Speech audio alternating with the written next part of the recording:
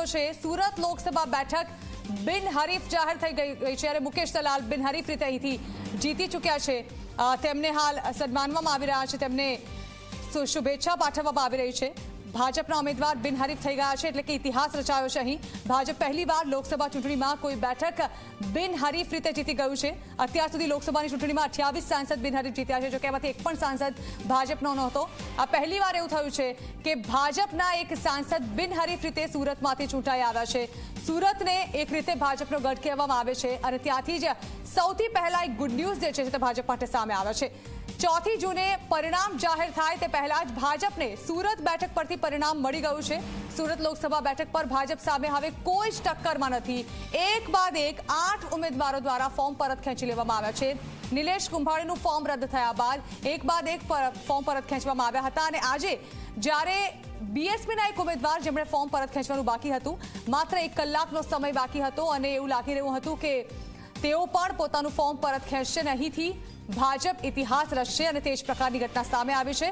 પાછલા બારણેથી કલેક્ટર કચેરીએ પહોંચ્યા છે પ્યારેલાલ અને તેઓએ ફોર્મ પરત ખેંચીને ભાજપના સુરત લોકસભા બેઠકના ઉમેદવાર મુકેશ દલાલને બિનહરીફ રીતે જાણે કે વિજેતા જાહેર કરી દીધા છે। આ તરફ ભાજપમાં પણ ખુશીનો માહોલ છે।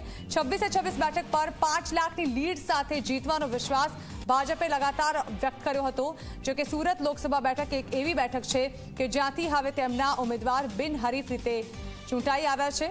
આ પહેલા ગઈકાલ સુધી કોંગ્રેસ દ્વારા લગાતાર વિરોધ કરવામાં આવી રહ્યો હતો અને તેઓ આ બાબતે કોર્ટમાં પહોંચશે તેવી પણ ચીમકીઓ આપવામાં આવી હતી। વધુ માહિતી સંવાદદાતા ચેતન પટેલ આપી રહ્યા છે। ચેતન, એક ઇતિહાસ રચી લેવામાં આવ્યો છે ભાજપ દ્વારા। 26 બેઠક પર 5 લાખની લીડ સાથે જીતશું તેવો વિશ્વાસ હતો। સાથે સુરત લોકસભા બેઠક એવી હતી કે જે ભાજપનો ગઢ ગણાતી હતી, ત્યારે આ બેઠક પર બિનહરીફ રીતે જ્યારે કે હવે મુકેશ દલાલની જીત સામે આવી ચૂકી છે, ત્યારે ત્યાં ભાજપમાં કેવો માહોલ જોવા મળી રહ્યો છે અત્યારે?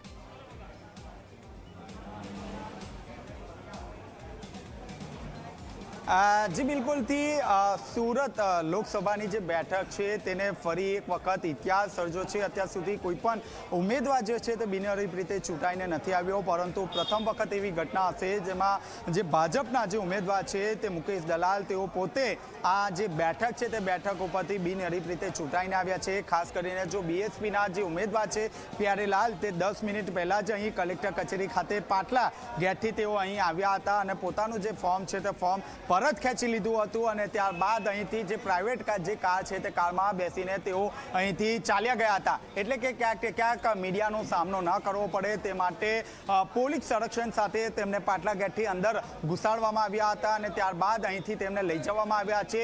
શરૂઆતના સમયની જો વાત કરીએ તો જે રીતે અહીં ડ્રામા સર્જાયો હતો, નિલેશ કુંભાણીનું જે ફોર્મ છે તે ફોર્મ રદ થયું હતું, ત્યારબાદ 9 જેટલા જે ઉમેદવારો છે તેમની સ્ક્રુટની કરવામાં આવી હતી અને આ તમામ લોકોના જે ફોર્મ છે તે મંજૂર કરવામાં આવ્યા હતા। ભાજપના જે નેતાઓ છે તે ક્યાંક કેડી ચોટીનું જોર લગાવી દીધું હતું। આ જે બેઠક છે તે બેઠક ઉપર ભાજપ બિનહરીફ રીતે જીતે તે માટે તમામ પ્રકારના જે પ્રયાસો છે તે પ્રયાસો કરવામાં આવ્યા હતા। વહેલી સવારથી જ 7 જેટલા જે ઉમેદવારો છે તેમને પોતાનું જે ફોર્મ છે તે ફોર્મ પરત ખેંચવા માટે સહમતિ બતાવવામાં આવી હતી, જો કે બીએસપીના જે ઉમેદવાર છે પ્યારેલાલ ભારતી, તેઓએ ફોર્મ પરત ખેંચવા માટે અસહમતિ બતાવી હતી। તેઓ એકાએક ગુમ થઈ ગયા હતા અને સંપર્ક વિહોણા થઈ ગયા હતા। તેમનો ટેલિફોનિક રીતે સંપર્ક કરવાનો પ્રયાસ કરવામાં આવ્યો હતો, જો કે તેમનો ફોન પણ સ્વિચ ઓફ કરી દેવામાં આવ્યો હતો। આ ઉપરાંત ગત રોજ બીએસપી દ્વારા જ એક લેટર લખવામાં આવ્યો હતો, જેમાં કલેક્ટર અને પોલીસ કમિશનરને જે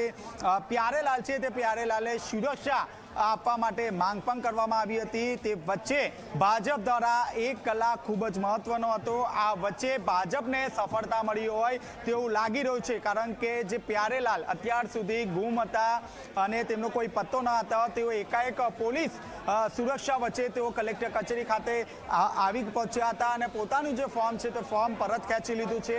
હાલ તો સુરતે ગુજરાતમાં ઇતિહાસ સર્જી નાખ્યો છે કે આ જે બેઠક છે તે બેઠક ઉપર પોતે બિનહરીફ રીતે છૂટાઈને આવ્યા છે, ત્યારે કાર્યકરોમાં અનેરો જે ઉત્સાહ છે તે ઉત્સાહ જોવા મળી રહ્યો છે, કારણ કે પ્રદેશ અધ્યક્ષ CR પાટીલ દ્વારા તમામ જે 26 બેઠક છે તે 5 લાખથી વધુની જે લીડ છે તે લીડ સાથે જીતવાનો વિશ્વાસ વ્યક્ત કરવામાં આવ્યો છે। ત્યારે સુરતની જે બેઠક છે જે ભાજપ ભાજપનો ગઢ માનવામાં આવે છે તે ભાજપના ગઢમાં બિલકુલ ચેતન, આપણે અટકાવવા માંગીશું તો ઝી 24 કલાકની ખબર પર વધુ એક વખત મોહર લાગી ચૂકી છે। ઝી 24 કલાકે સૌથી પહેલા કહ્યું હતું કે સુરતમાં ખેલા થશે અને ઝી 24 કલાકની માહિતી એકદમ સચોટ સાબિત થઈ છે।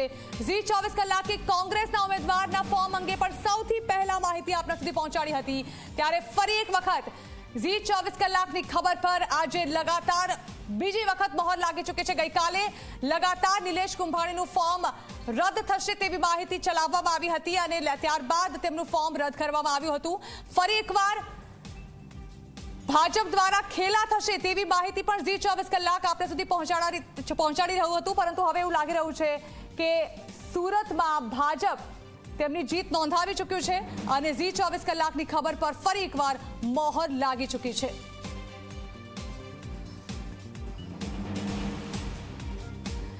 ચેતન, ઝી 24 કલાકે સૌથી પહેલા નિલેશ કુંભાણીના ફોર્મ પર રદ થશે તેવી પણ માહિતી ચલાવી હતી, ત્યારબાદ સુરત લોકસભા બેઠક પર ખેલા થશે તેવી માહિતી પણ સૌથી પહેલા ઝી 24 કલાકે ચલાવી હતી અને આ બંને ખબર પર એક બાદ એક મોહર લાગી ચૂકી છે।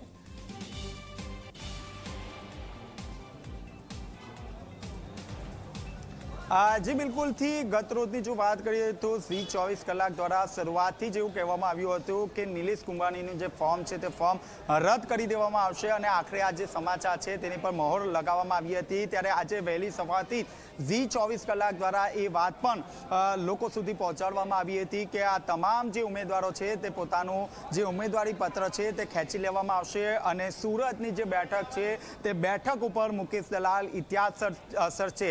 ત્યારે ફરી એક વખત ઝી 24 કલાકના જે સમાચાર છે તેને મોહર લગાવી છે। બિલકુલ ચેતન, આપણે અટકાવવા માંગીશું આમ આદમી પાર્ટી તરફથી ઈશુદાન ગઢવી આપણી સાથે છે, તેમની સાથે વાત કરીએ। ઈશુદાનભાઈ, ઇન્ડી ગઠબંધન લડી રહ્યું છે ચૂંટણી અને તેમાં સૌથી મોટી કહી શકાય કે એક વિકેટ પડી અને ભારતીય જનતા પાર્ટીએ બિનહરીફ સુરત લોકસભા બેઠક પરથી જીત નોંધાવી લીધી છે, શું પ્રતિક્રિયા આપશો?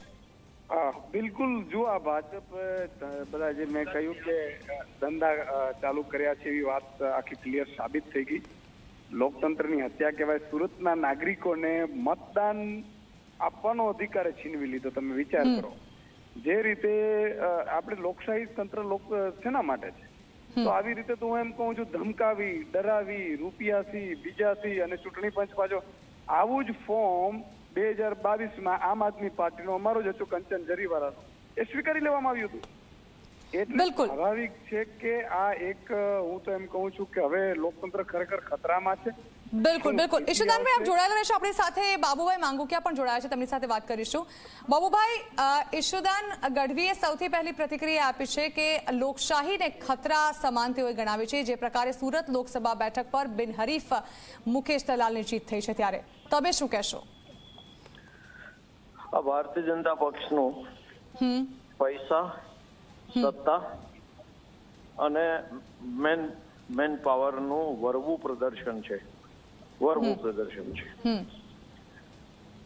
બીજા બધા કેન્ડિડેટ અપક્ષોને તો ધારો કે માની લો કે એના નોમિનેશન પાછા ખેંચાઈ ગયા, પણ એક રાજકીય પક્ષ બહુજન બીએસપી બહુજન સમાજવાદી પાર્ટીના જે ઉમેદવારનું પણ ફોર્મ પાછું ખેંચાયું અને અમારા ફોર્મમાં ધમકાવીને, ડરાવીને અપહરણ કરી ગયા પછી જે વસ્તુની અમને જાણ જ નથી કરવામાં આવી કે અમે આ એના દસ્તાવેજના સિગ્નેચરને